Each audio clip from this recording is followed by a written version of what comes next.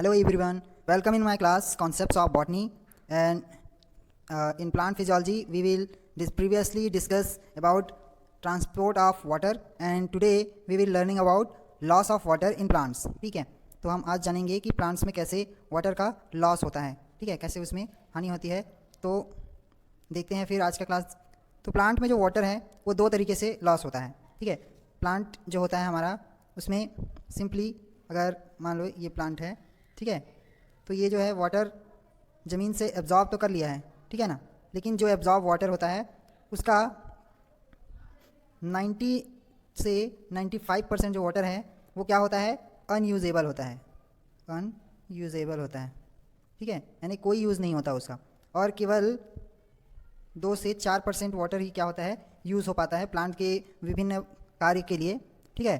तो ये जो 90 to 95% वाटर जो होता है ये कैसे लॉस होता है, बाई ट्रांसपीरेशन या बाई गटेशन, ठीक है। ट्रांसपीरेशन को बोलते हैं वाष्पोत्सर्जन, वाष्पोत्सर्जन, और गटेशन को बोलते हैं रसद्रावण, ठीक है। तो इन दो मैकेनिज्म से प्लांट्स में क्या होता है, वाटर का लॉस होता है, या सिंपली कह लो वाटर इन दो मैकेनिज्म के द्वारा ही प्लांट से बाहर निकलता है, ठीक है। और भी मैकेनिज्म हैं, लेकिन ये जो दो मैकेनिज्म हैं इनसे लॉस होता है, यानी हानि होती है, ठीक है। बाकी जो क्रियाएं हैं जैसे कि जो जरूरी है, जैसे एक्सक्रीजन भी होता है, ठीक है। ट्रांसपीरेशन भले ही एक एक्सक्रीजन क्रिया है, ठीक है, उत्सर्जन क्रिया है, लेकिन जो मेनली उत्सर्जन क्रियाएं हैं वो क्या है, गटेशन है, ठीक है। और जो स्टेम से होती है और अदर पार्ट से जो एक्सक्रीजन होता है वो अलग होता है, उसमें भी वाटर जो है इवापोरेट होता है, एक्सक्यूड होता है, लेकिन इन दो मैकेनिज्म में क्या होता है, वाटर की कमी हो जाती है या वाटर की लॉस होती है, ठीक है। इसलिए हम इसको लॉस ऑफ वाटर पढ़ रहे हैं, ठीक। तो बातें समझ में आएगी मुझे उम्मीद है, ठीक है। तो इसका अब हम लोग आगे का क्लास कॉन्सेप्ट पढ़ते हैं। तो सबसे पहले पढ़ते हैं हम लोग ट्रांसपीरेशन के बारे में या वाष्पोत्सर्जन के बारे में, ठीक है। ट्रांसपीरेशन या वाष्पोत्सर्जन क्या है, ठीक है। तो इसका डेफिनेशन इस प्रकार से लिया जा सकता है कि पौधे के वायवी भाग में, ठीक है, जो एरियल पार्ट है, एरियल पार्ट से पानी का वाष्प के रूप में बाहर निकलना, ठीक है, इन द फॉर्म ऑफ वेपर, ठीक है। फॉर्म ऑफ वेपर में क्या होता है, पानी जो है बाहर निकलता है प्लांट से, तब ये क्या कहलाता है, ट्रांसपीरेशन, ठीक है। तो ट्रांसपीरेशन की क्रिया जो है एक स्पेसिफिक क्रिया है जिसमें एक महत्वपूर्ण जो अंग है वो होता है उसकी पत्तियाँ, ठीक है। प्लांट की पत्ती जो है इसमें महत्वपूर्ण भूमिका अदा करती है। इसमें क्या होते हैं, बहुत छोटे छोटे पोर्स होते हैं जो कि जो ट्रांसपीरेशन की क्रिया है उसमें भाग लेते हैं, ठीक है। एक एक्सपेरिमेंट यहाँ पे जो दिखाया गया है, जो डायग्राम दिखाई दे रहा है, इसमें एक एक्सपेरिमेंट है। अगर प्लांट को क्या करते हैं, एक पॉट में लगा दें और इसको अच्छे से पानी दे दें, ठीक है, इसको वाटर दे दें, वाटर देने के बाद क्या करते हैं, पूरे प्लांट को एक पॉलीथीन से ढक देते हैं, ठीक है, पॉलीथीन से ढक देते हैं और कुछ घंटे इसको सूरज की रोशनी में रख देते हैं। तो क्या होता है, हम देखते हैं कि जो पन्नी है या पॉलीथीन है इसके अंदरूनी भाग में क्या होता है, पानी जो है वेपर के रूप में पूरा भर जाता है और धीरे धीरे संघनित होकर जो वाटर के रूप में क्या होते हैं, रिसने लग जाता है या संघनित होने लग जाता है, ठीक है, कंडेंस होने लग जाता है। तो ये हमें क्या दर्शाता है कि जो प्लांट्स है वो क्या करते हैं, पानी को क्या करते हैं, बाहर निकालते हैं, और यही जो है हमें वेपर के रूप में दिखाई देता है, ठीक है। तो ये समझ में आया कि पानी का जो ट्रांसपीरेशन है वो कहाँ से होता है, प्लांट के एरियल पार्ट से होता है, ठीक है। ये हो गया। नेक्स्ट देखते हैं टाइप्स ऑफ ट्रांसपीरेशन। जो ट्रांसपीरेशन है इनको उनके वाष्पोत्सर्जन करने वाले सतह के आधार पे 3 प्रकार से विभाजित किया गया है, ठीक है। सबसे पहला है स्टोमेटल ट्रांसपीरेशन, इसको हम लोग हिंदी में कहते हैं रंध्रीय वाष्पोत्सर्जन, रंध्रीय वाष्पोत्सर्जन, ठीक है। तो रंध्रीय वाष्पोत्सर्जन क्या होता है, प्लांट में की पत्तियों में एक महत्वपूर्ण संरचना पाया जाता है जिसको कहते हैं स्टोमेटा, ठीक है, या इसको हिंदी में कहते हैं रंध्र, ठीक है। ये स्टोमेटा क्या होता है, इसमें 2 गार्ड सेल होते हैं जिनकी खुलने, ये एक कह लो पोर है, ठीक है। प्लांट्स की पत्तियों में बहुत छोटे छोटे पोर्स होते हैं। ये मेनली डाइकॉट में देखेंगे तो ये निचली सतह पे, पत्तियों की निचली सतह में पाया जाता है, और मोनोकॉट की जो प्लांट्स की पत्तियां हैं इनमें दोनों ही सतहों में ये स्टोमेटा पाए जाते हैं, ठीक है। तो ये जो छिद्र होते हैं स्पेसिफिक जो पोर्स होते हैं ये क्या कहलाती है, स्टोमेटा कहलाती है। इन्हीं के पोर्स के ओपन एंड क्लोज से क्या होता है, वाटर वेपर बाहर निकलता है और वाष्पोत्सर्जन की क्रिया होती है।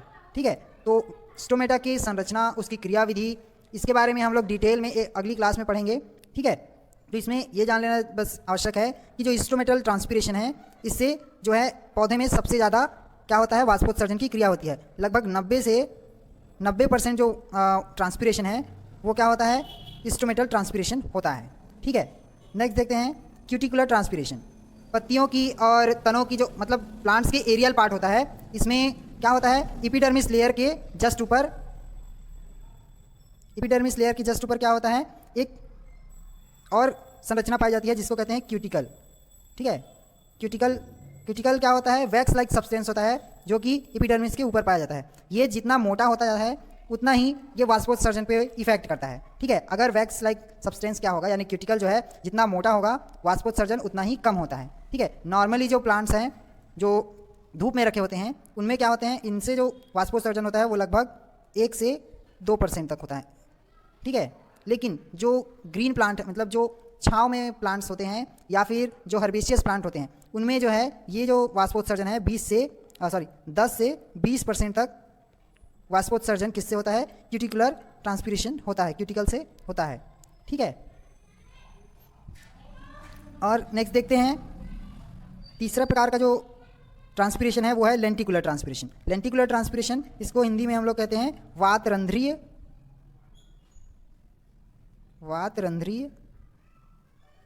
वाष्पोत्सर्जन। ठीक है, वातरंध्रीय मतलब ये भी एक प्रकार का रंध्र होता है जो कि प्लांट्स के स्टेम्स में पाए जाते हैं। यहाँ पर इस डायग्राम में हम लोग देख पा रहे हैं कि किस प्रकार से लेंटिक सेल्स होते हैं। ठीक है, ये जो संरचनाएं होती है ये लेंटी सेल्स कहलाती हैं। ठीक है, ये जो है पत्तों के शाखाओं के छाल पे उपस्थित होती है। ये जो है इस जो एपिडर्मिस लेयर है, ठीक है, तने की एपिडर्मिस लेयर के फटने से उत्पन्न होती है। इस लेंटी सेल्स के जस्ट नीचे जो है कॉम्प्लीमेंट्री सेल्स होते हैं। इन कॉम्प्लीमेंट्री सेल्स से क्या होता है, पानी जो है बाहर निकलते रहता है वाष्प के रूप में। ठीक है, तो ये 3 प्रकार के जो मैकेनिज्म है, जो ट्रांसपीरेशन है, ये पौधों में मुख्य रूप से पाया जाता है, जिसमें हमें मेन फोकस करना है स्टोमेटल ट्रांसपीरेशन के ऊपर। ठीक है, तो चलिए फिर देखते हैं आगे। तो स्टोमेटल ट्रांसपीरेशन की मैकेनिज्म को समझने से पहले हम लोग लीफ की स्ट्रक्चर को देख लेते हैं। ठीक है, तो ये जो है एक डाइकॉट लीफ की संरचना यहाँ पे हम लोग देखते हैं, डाइकॉट लीफ।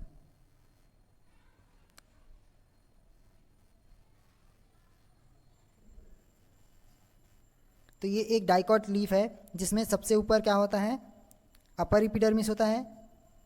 ठीक है, इसके ऊपर क्या होता है, एक क्यूटिकल की लेयर होती है। ठीक है, पतली लेयर होती है। ये जो है अपर एपिडर्मिस के जस्ट नीचे पेलिसेड सेल्स होती हैं जो कि कॉम्पैक्टली अरेंज होती है। ठीक है, पेलिसेड सेल्स, ये जो है वेस्कुलर बंडल है। ठीक है, वेस्कुलर बंडल पत्तियों के जो हम वेन्स देखते हैं वही क्या होती है, वेस्कुलर बंडल या वेस्कुलर सप्लाई होती है। ठीक है, इन पेलिसेड सेल्स और ये जो लोअर एपिडर्मिस है, इन दोनों के बीच में जो सेल्स होती है वो क्या होती है, लूजली अरेंज होते हैं। ठीक है, इनके ऊपर बीच बीच में क्या होते हैं, गैप्स पाए जाते हैं, इसलिए इसको कहते हैं हम लोग स्पॉन्जी पेरेन्काइमा। स्पॉन्जी पेरेन्काइमा या इसी को कहते हैं मीजोफिल सेल्स। क्या कहते हैं, मीजोफिल सेल्स। ठीक है, और ये जो गैप्स दिखाई दे रहा है ये होता है स्टोमेटल चैम्बर। ठीक है, स्टोमेटल चैम्बर, और इसी के जस्ट नीचे होता है स्टोमेटा। ठीक है, मैं यहाँ पे दिख दे रहा हूँ स्टोमेटा। ठीक है, तो ये जनरली एक लीफ की संरचना में दिखाई देती है। ठीक है, तो अब जो हम जो वाटर की बात करें, वाटर लॉस की बात करें, तो ये कहाँ होता है, मेनली जो होता है ये स्टोमेटल चैम्बर में होता है। ठीक है, जो मीजोफिल सेल्स होती हैं, ठीक है, ये मान लो ये मीजोफिल सेल्स हैं जो कि लूजली अरेंज है। ठीक है, ये जो मीजोफिल सेल्स होती हैं इनके चारों तरफ जो वाटर होता है एक फिल्म के रूप में पाया जाता है। एक पतली फिल्म बन जाए रहती है, जैसे कि हम लोग देखते हैं कैपिलरी वाटर में, है ना, तो उसी प्रकार से ये जो है एक फिल्म के रूप में होती है। और ये जो फिल्म होती है जब सूरज की रोशनी पत्तियों पर पड़ती है तो क्या होता है, यहाँ पे इवापोरेशन होने लग जाता है। ठीक है, इवेपोरेशन होने से क्या होता है, ये जो पतली जो जल की फिल्म है ये क्या होता है, धीरे धीरे वाष्पोत्सर्जन से इवापोरेशन से क्या होता है, वाष्प के रूप में इन मीजोफिल सेल से क्या होता है, बाहर आता है। और बाहर आके इन्हीं जो गैप्स होती हैं, ठीक है, मान लो यहाँ पे स्टोमेटा है तो यहाँ पे क्या होता है, जो स्टोमेटल चैम्बर है इसमें क्या होता है, वाष्प के रूप में एकत्रित होने लग जाता है। ठीक, और यहाँ का जो दबाव है वो धीरे धीरे बढ़ने लग जाता है, जो वाष्प का दबाव बनता है वो बढ़ जाता है। और वाष्प का दबाव बढ़ने से क्या होता है, यहाँ पे एक ग्रेडियंट उत्पन्न हो जाता है। ये ग्रेडियंट क्या होता है, जो बाहरी आउटर जो एटमॉस्फेयर है, ठीक है, नेक्स्ट फिगर में देखते हैं, जो आउटर एटमॉस्फियरिक जो वाटर वेपर है, ठीक है, जो हमारे इन्वायरमेंट में है, ये जो बाहर है एटमॉस्फेयर, इसमें जो वाटर वेपर है उससे क्या होता है, जो अंदर में वाटर वेपर जनरेट हुआ है उससे प्रेशर जो जनरेट हुआ है वो बहुत ज़्यादा हो जाता है। तो इस एरिया को कहते हैं high water vapour content area. और बाहर में क्या होता है, low water vapour content area generate हो जाता है। तो इस ग्रेडियंट उत्पन्न होता है, इससे क्या होता है, जो वाटर वेपर है वो स्ट्रोमेटल के थ्रू क्या होता है, बाहर आ जाता है। जब स्ट्रोमेटा ओपनिंग होता है, जब गैसियस एक्सचेंज होना रहता है, ठीक है, यहाँ पे दिखाया गया है कि जब गैसियस एक्सचेंज होता है, जब बाहर में कार्बन डाइऑक्साइड की सांद्रता ज़्यादा होती है और अंदर में कम होती है, तो कार्बन डाइऑक्साइड अंदर आने के लिए क्या होता है, स्ट्रोमेटा जो है ओपन हो जाता है। ठीक है, तो स्ट्रोमेटा जब ओपन होता है तो उसी के साथ क्या होता है, वाटर भी बाहर आ जाता है। ठीक है, जब स्ट्रोमेटा ओपन होता है तो खाली स्पेस हो जाता है, दोनों कुछ भी अंदर या बाहर आ जा सकते हैं, तो सबके लिए खुल जाता है। तो जो बाहर का जो कार्बन डाइऑक्साइड है जो ज़्यादा है वो अंदर जाता है, उसके साथ ही जो अंदर में हाई वाटर वेपर कंटेंट जो बना है वो क्या होता है, बाहर की तरफ खिंचा जाता है। ठीक है, यानी हाई प्रेशर से लो प्रेशर की ओर बाहर आता है, तेज़ी से बाहर आता है। और किस रूप में होता है, ये वेपर के फॉर्म में होता है। ठीक है, वेपर के ही फॉर्म में बाहर आता है वाटर। ठीक, तो यही क्या कहलाता है, वाटर लॉस कहलाता है, ट्रांसपिरेशन कहलाता है। ठीक है, तो ये है मेनली जो मैकेनिज्म ऑफ वाटर स्ट्रोमेटल ट्रांसपिरेशन का, यही मैकेनिज्म होता है। ठीक है, तो इसको हम लोग समझ लिए। ठीक, और कोई भी डाउट्स हो तो कमेंट ज़रूर कीजिएगा। इसके बाद हम लोग देखते हैं ट्रांसपिरेशन और इवेपोरेशन में अंतर। ठीक है, तो ट्रांसपिरेशन मतलब वाष्पोत्सर्जन और इवेपोरेशन मतलब वाष्पीकरण। ठीक है, तो इवेपोरेशन क्या होता है और वाष्पोत्सर्जन क्या होता है, वाष्पोत्सर्जन को तो समझ लिए। ठीक है, अब इवेपोरेशन क्या होता है, इससे दोनों में संबंध क्या होता है और अंतर क्या होता है, इसको समझ लेते हैं। तो ट्रांसपिरेशन क्या होता है, ट्रांसपिरेशन एक बायोलॉजिकल या फिजियोलॉजिकल एक्टिविटी होती है, लेकिन इवेपोरेशन क्या होता है, केवल एक भौतिक क्रिया या फिजिकल प्रोसेस होता है। ठीक है, ट्रांसपिरेशन में क्या होता है, वाटर इवेपोरेट होके प्लांट के जो एरियल पार्ट है, मेनली जो लीव्स है, उनसे बाहर आता है। ठीक है, इवेपोरेशन में क्या होता है, water evaporate from any surface form of water. ठीक है, किसी भी सरफेस से वाटर के वेपर के फॉर्म में क्या होता है, पानी का बाहर आना क्या कहलाता है, इवेपोरेशन कहलाता है। ठीक है, ट्रांसपिरेशन डन बाय स्ट्रोमेटा। ठीक है, और भी मैकेनिज्म है लेकिन मेनली क्या होता है, स्ट्रोमेटा से होता है, and regulated by guard cells, but there is no guard cells और स्ट्रोमेटल स्ट्रक्चर इन इवेपोरेशन। ठीक है, इसके लिए कोई भी ज़रूरी नहीं है कि इवेपोरेशन के लिए गार्ड सेल्स हो और कोई भी स्ट्रोमेटा जैसी संरचना हो। ठीक, ट्रांसपिरेशन में क्या होता है, इस एक्टिविटी में केवल लिविंग सेल्स में पाए जाते हैं। मेनली क्या होता है, ये ओनली प्लांट्स में पाए जाते हैं, जबकि इवेपोरेशन किसी भी नॉन लिविंग सेल्स में हो सकता है। ठीक है, लिविंग से सरफेस या नॉन लिविंग सरफेस में क्या होता है, इवेपोरेशन पाया जाता है। ठीक, loss of water can again get by absorption from root. ठीक है, यानी जो ट्रांसपिरेशन से जो वाटर लॉस हुआ है उसको प्लांट क्या करता है, वाटर एब्जॉर्ब करके पुनः प्राप्त कर सकता है। ठीक है, लेकिन इवेपोरेशन में क्या होता है, जो वाटर लॉस हुआ है उसको फिर से गेन नहीं किया जा सकता। ठीक, अगला है, this is comparatively slow process but evaporation has a comparatively fast process.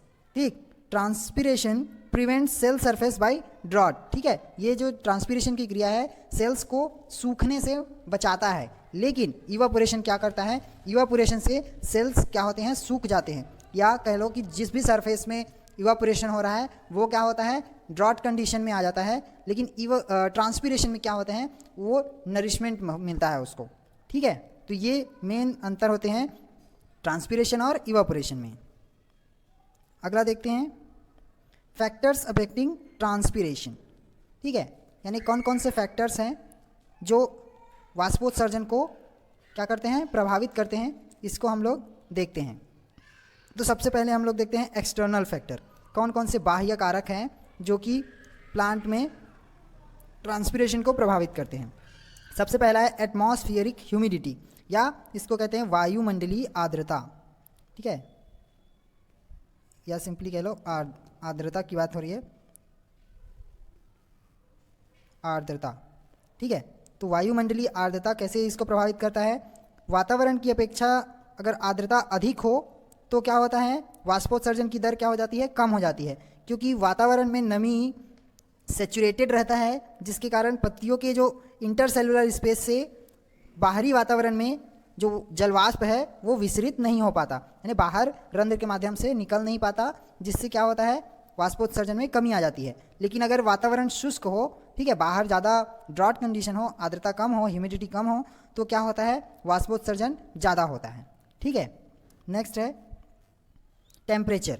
Temperature अगर अधिक होता है तो क्या होता है, वाष्पोत्सर्जन की दर क्या होती है, बढ़ जाता है। और क्या होता है, इससे अगर कमी हो, ठीक है, यानी बाहर क्या होता है, टेम्परेचर कम हो जाए तो वाष्पोत्सर्जन की दर में भी कमी आ जाती है। ठीक है, नेक्स्ट है विंड। विंड स्पीड भी बहुत हद तक क्या करता है, प्लांट को वाष्पोत्सर्जन को प्रभावित करता है।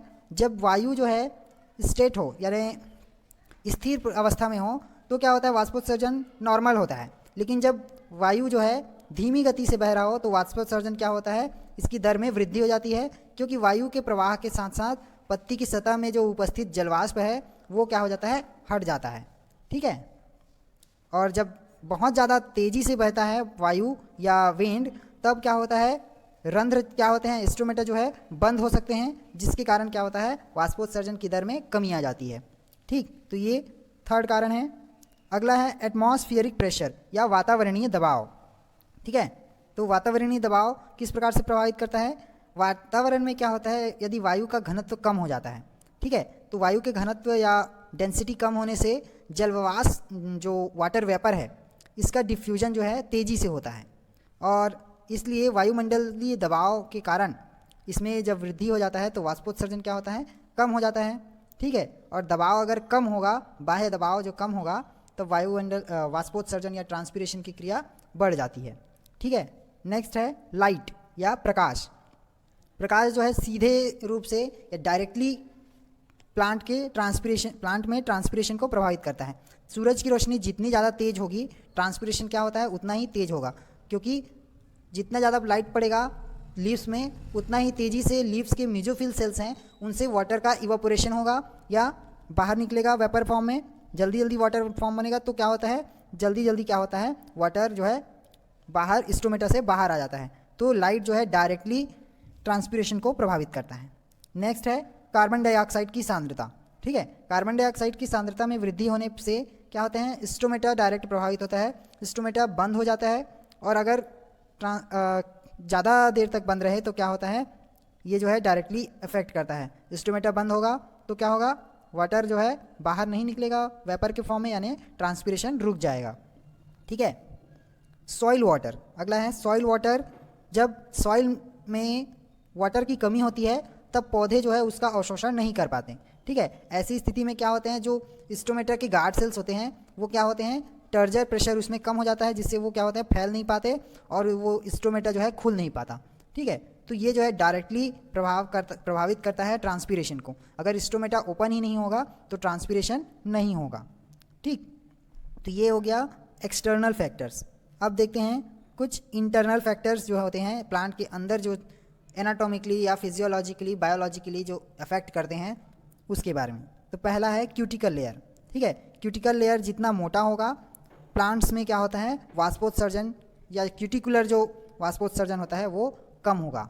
ठीक है, क्योंकि कुछ मात्रा में लगभग हमने देखा कि 10 से 20% जो वाटर वेपर है या ट्रांसपिरेशन है वो क्या होता है, क्यूटिकुलर ट्रांसपिरेशन से होता है। तो ये 10 से 20% क्या होता है, प्रभाव करते हैं ट्रांसपिरेशन को। ठीक, नेक्स्ट देखते हैं हेयर्स इन लीफ सरफेस। लीफ में क्या होते हैं, हेयर्स पाए जाते हैं। इन हेयर्स की उपस्थिति जो है ट्रांसपिरेशन को प्रभावित करती हैं। जितना ज़्यादा हेयर्स होगा उतना ही ज़्यादा क्या होगा, ट्रांसपिरेशन कम होता जाएगा। और कम से कम हेयर्स में क्या होते हैं, उसकी स्टोमेटल या बाह्य आवरण, बाहरी जो वातावरण है उसके संपर्क में रहेगा, तो वो क्या होता है, स्टोमेटा का जो ओपनिंग है वो सामान्य तरीके से हो पाता है, तो उतना ही ज़्यादा क्या होता है, ट्रांसपिरेशन होता है।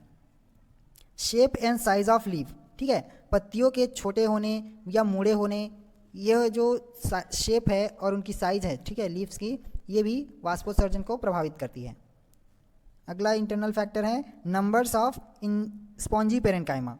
यदि पत्तियों में स्पॉन्जी पेरेन्काइमा की कमी होगी तो वाष्पोत्सर्जन की दर में भी कमी आती है, ठीक है। और अगला है स्टोमेटल मूवमेंट। स्टोमेटा के खोलने या बंद होना से ही वाष्पोत्सर्जन निर्भर करता है, ठीक है। तो ये जो है कुछ फैक्टर्स थे जो कि ट्रांसपिरेशन को प्रभावित करते हैं, ठीक। अब देखते हैं ट्रांसपिरेशन के क्या क्या एडवांटेजेस होते हैं।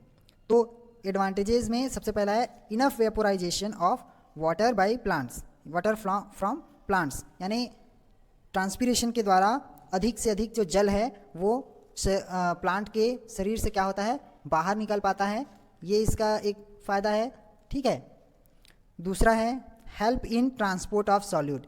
इसकी क्रिया से क्या होता है, जो रसारोहण की क्रिया होती है वो हो पाता है, यानी जितना ज़्यादा क्या होता है वाष्पोत्सर्जन होगा उतना ही ज़्यादा क्या होता है, प्लांट में पानी का खिंचाव बढ़ता है और ट्रांसपोर्ट का सॉल्यूट का ट्रांसपोर्ट उतना ही अच्छे तरीके से हो पाता है, जो भोजन बनता है वो उतना ही अच्छे तरीके से हो पाता है, ठीक है। नेक्स्ट जो है regulation of temperature of plant. जैसे कि हमारे शरीर में प्लांट जितना ही ज़्यादा पसीना निकलता है, ठीक है, स्वेटिंग होता है, उतना ही ज़्यादा जो हमारा शरीर है वो रेगुलेट रहता है टेम्परेचर में, ठीक है। वैसे ही प्लांट्स में भी जितना ज़्यादा ट्रांसपिरेशन होगा वो क्या होगा, उसमें जो टेम्परेचर है, ठीक है, प्लांट का अंदरूनी जो टेम्परेचर है वो मेंटेन रहता है। ये एक उसकी कूलर की भांति कार्य करता है, ठीक है। जो ट्रांसपिरेशन की क्रिया है वो एक कूलिंग मैनेजमेंट की तरह कार्य करता है, ठीक है। अगला है mineral absorption and transport from soil, ठीक है, यानी वाटर एब्जॉर्प्शन के साथ साथ मिनरल का भी एब्जॉर्प्शन क्या होता है, ट्रांसपिरेशन के माध्यम से ही होता है। यानी ट्रांसपिरेशन जैसे जैसे होगा एक खिंचाव उत्पन्न होगा प्लांट में और वो ज़्यादा से ज़्यादा पानी को अवशोषित करता है। इन पानी के अवशोषण के साथ ही क्या होता है, मिनरल्स जो होते हैं सॉइल में वो क्या होता है, उनका भी एब्जॉर्प्शन हो पाता है, ठीक है। तो ये जो है इसके कुछ एडवांटेजेस हैं ट्रांसपिरेशन के। अगला देखते हैं डिसएडवांटेजेस क्या है, ठीक है। सभी के एडवांटेज के साथ कुछ डिसएडवांटेज भी होते हैं, तो इसको हम लोग देख लेते हैं। तो कर्टिस नामक वैज्ञानिक ने कर्टिस 1926 इन्होंने बताया कि transpiration is a necessary evil, ठीक है। तो ये क्या है, एक आवश्यक दुर्गुण होता है, ठीक है। इसको हम लोग समझ लेते हैं कि ये आवश्यक क्यों है और इसके साथ ये एक इविल क्यों है, ठीक है। तो कर्टिस जो बताए इसका कारण क्या था ऐसा कहने का, कितना है 1926, ठीक है। तो इसमें कहने का यह अर्थ है कि वाष्पोत्सर्जन की दर क्या होती है, जितना अधिक होगा और मृदा में या सॉइल में जल की जितनी कमी होगी उस स्थिति में पौधे की कोशिकाओं में जल की कमी हो गई, ठीक है। तो उसमें क्या होता है, उसमें होने वाली जो फिजियोलॉजिकल प्रोसेस है वो भी प्रभावित होता है और अगर सूखे की स्थिति आ जाए तो क्या होता है, पौधे मर भी सकते हैं, ठीक है। तो वाष्पोत्सर्जन होना बहुत ज़रूरी होता है। वाष्पोत्सर्जन जितना ज़्यादा होगा उतना ही ज़्यादा वाटर एब्जॉर्ब हो पाएगा, ठीक है, सॉइल से। तो जो सॉइल जो है जो ट्रांसपिरेशन है वो क्रिया होना बहुत ज़रूरी होता है। ठीक है, अब डिसएडवांटेज देखते हैं। तो क्या क्या डिसएडवांटेज है? पहला है कि इससे जो सॉइल है, ठीक है, वाटर डिफिशियंसी इन सॉइल, जितना अगर वाटर बाहर निकलेगा तो सॉइल में क्या होता है, वाटर की कमी हो जाती है। ठीक है, नेक्स्ट है changes of getting xerophytic condition of soil.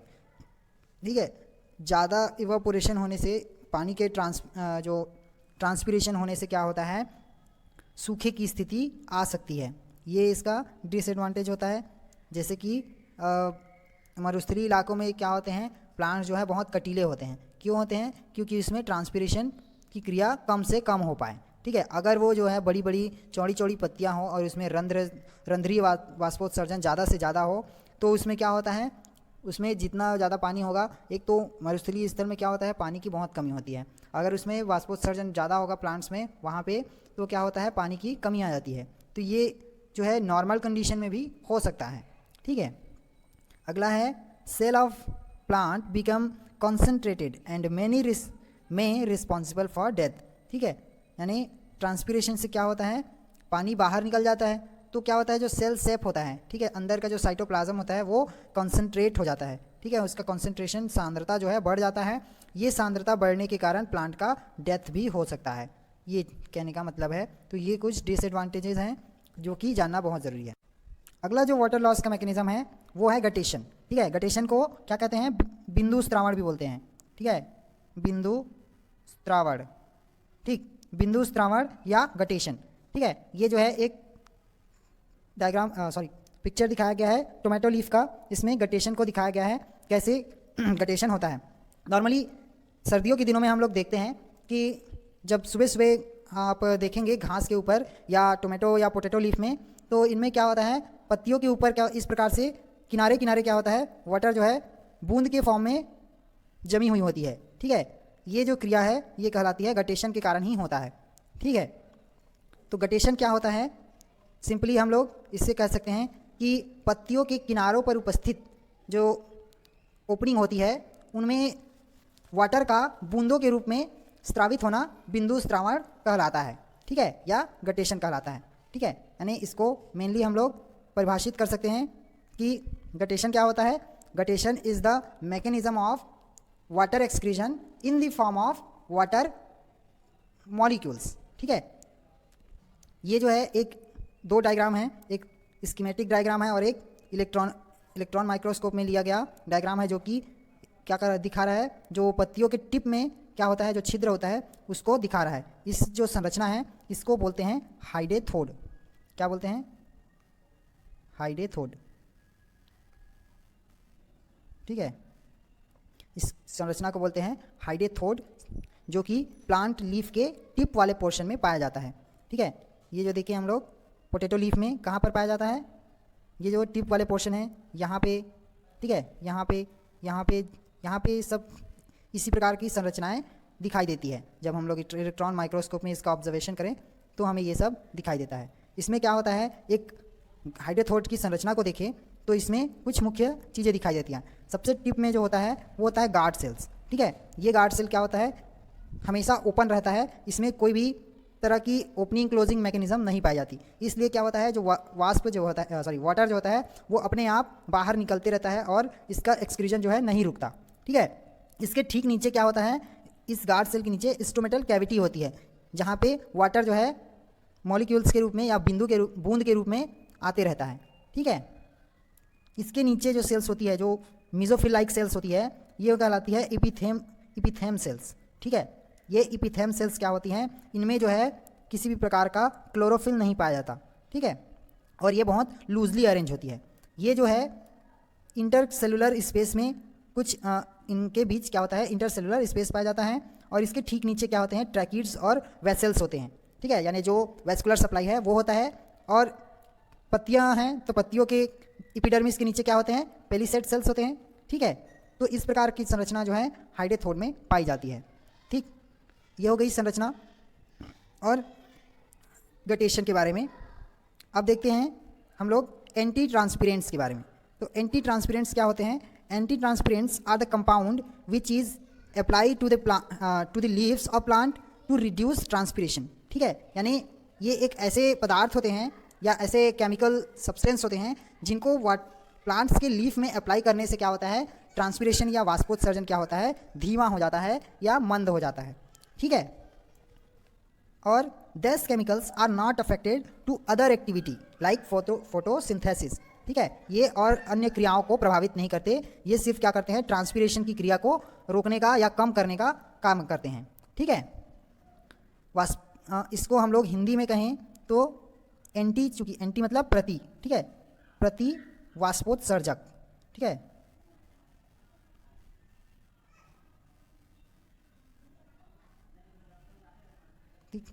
प्रति वाष्पोत्सर्जक इसको बोलते हैं।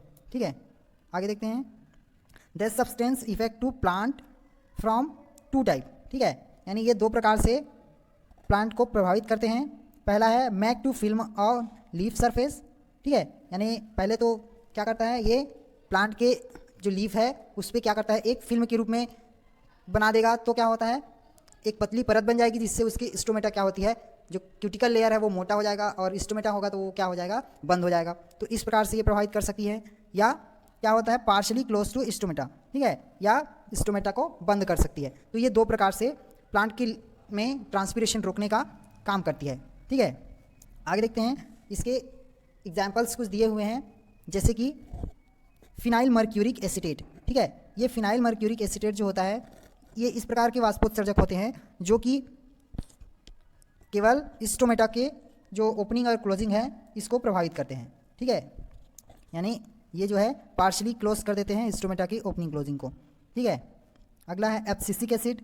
ठीक है, carbon dioxide, aspirin, wax, silicon oil.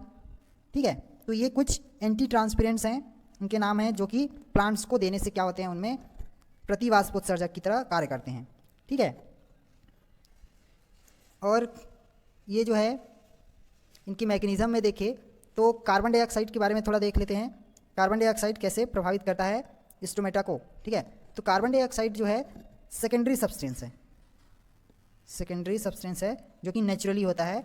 ठीक है, जो कि एंटी ट्रांसपेरेंट के भांति कार्य करता है। ये देखा गया है कि प्रकृति में कितना कार्बन डाइऑक्साइड होता है, 0.3%। ठीक है, तो ये जो है अगर इसकी मात्रा को बढ़ा दिया जाए, ठीक है, सॉरी 0.03% होता है कार्बन डाइऑक्साइड।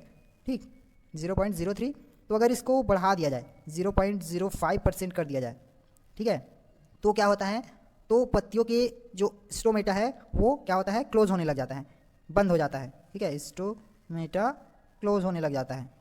ठीक, तो क्या होता है, यदि पत्तियों के चारों ओर उपस्थित वायु में कार्बन डाइऑक्साइड क्या होगा, इसमें बहुत ज़्यादा वृद्धि कर देगा, तो स्टोमेटा जो है पूर्णतः क्लोज हो जाएगा। और बंद होने से क्या होगा, प्रकाश संश्लेषण की क्रिया में भी बाधा आएगी। ठीक है, और इसलिए ये एक प्रकार का प्रतिवाष्पोत्सर्जक का कार्य करता है। ठीक है, तो आज के लिए बस इतना ही। नेक्स्ट वीडियो में हम लोग नेक्स्ट नया कॉन्सेप्ट लेके आएंगे। तो thank you for watching to my class and channel को सब्सक्राइब कीजिए और अगर अच्छा लगे तो कमेंट कीजिए। Thank you.